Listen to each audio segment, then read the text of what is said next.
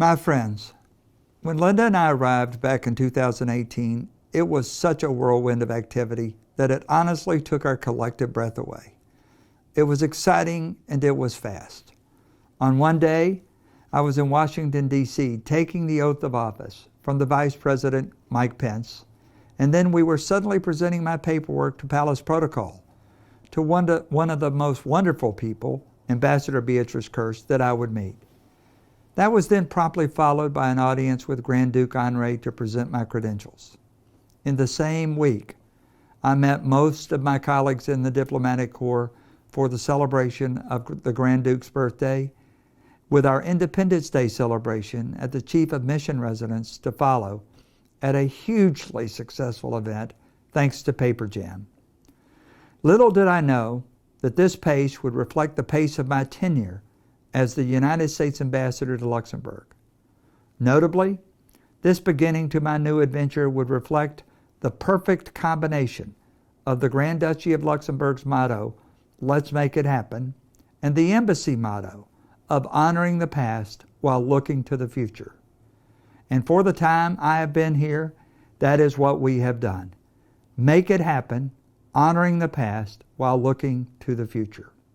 In reflecting back, it's easy to focus on the really big things, things that no one thought was possible, or in some cases cannot even believe now that we were able to achieve. But more importantly than any single event or signing, my time here has confirmed for me and everyone who will listen that the Grand Duchy is a treasure hidden away, but with a light that shines for all to see. As ambassador, I've set out to share its beauty, talents, achievements, opportunities, and potential with the world.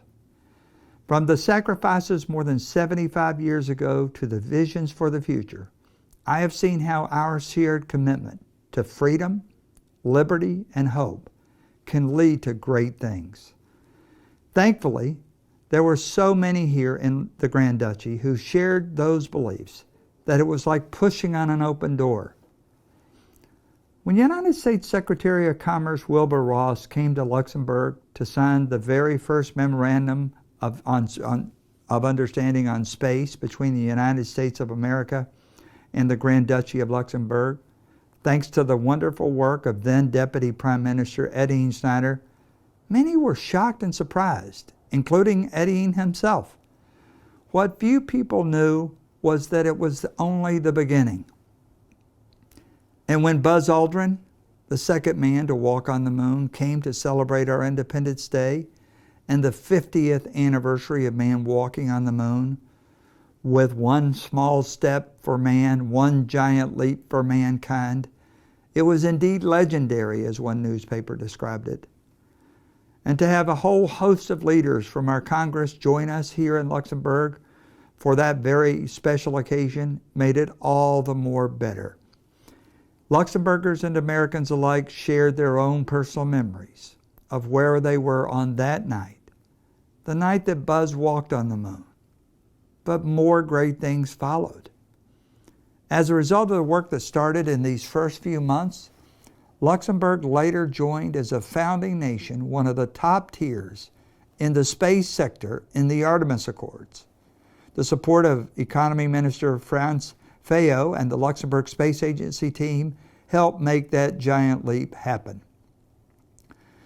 Many had to have wondered when hearing Buzz wow us all, how can this new American ambassador top that? But it was not a competition. It was the pursuit of a shared love of things we had in common. We had looked to the stars, but we had not forgotten how we had gotten to where we were. On the 75th anniversary of the Battle of the Bulge, heads of state, including Grand Duke Henri, Prime Minister Patel, a presidential delegation of which I was proudly a member, many more senators and members of Congress, including Nancy Pelosi, the Speaker of the United States House of Representatives, along with members of the leadership in both political parties of the United States, and many more dignitaries from around the world came to the Grand Duchy of Luxembourg. Among the very most important to attend were World War II survivors who had come back to say thank you to their fellow soldiers buried at the Luxembourg American Military Cemetery. And we tearfully stood together and we said thank you. Thank you to them for their sacrifice that we might be free. One of my favorite Luxembourgers wrote me and said, "It was an event like no Luxembourger has ever seen before, or likely may ever see again." I knew it was special when, notwithstanding the forecast, the clouds had parted, the rain stopped, and we pulled back the tents so that we could all look out and appreciate. With, as in my case, and I'm sure many others, a private prayer of love and appreciation. Those things alone would have been enough to claim success for our embassy and for Luxembourg. But we did not stop working together then. We just kept getting things done. Deputy Prime Minister Francois Bausch, Gilles Feith, Minister Henry Cox, along with others, traveled to Washington, D.C. to visit the Pentagon. Many of the officials of high rank, senators, other senior leadership officials, people throughout Washington. Meanwhile, back in Luxembourg, Finance Minister Pierre Gramminga and I worked to finally shake free the ratification of a tax treaty that had languished for over a decade. Roland and Sylvie Gall and Clairvaux Mayor Emile Eicher kept finding creative and wonderful ways of celebrating our veterans and commemorating important historical events. And if there was a tank to be found, whether in Edelbrook or De Kirsch or Clairvaux, I just had to jump up on it. So many things happened. They were impossible to even just list. All of them came about because people with good hearts and great intentions worked together to make them happen. It was a beautiful sight to see. But never being content, I wanted many more to see what a spectacular country Luxembourg was, even amidst the coronavirus that had shut us down.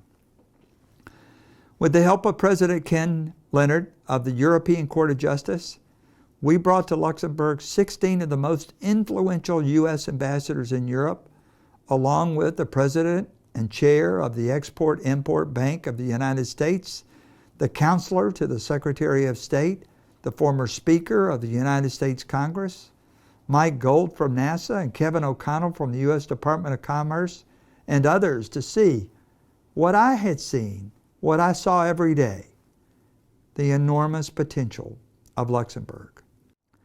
Make no mistake, I know that I have been no ordinary diplomat.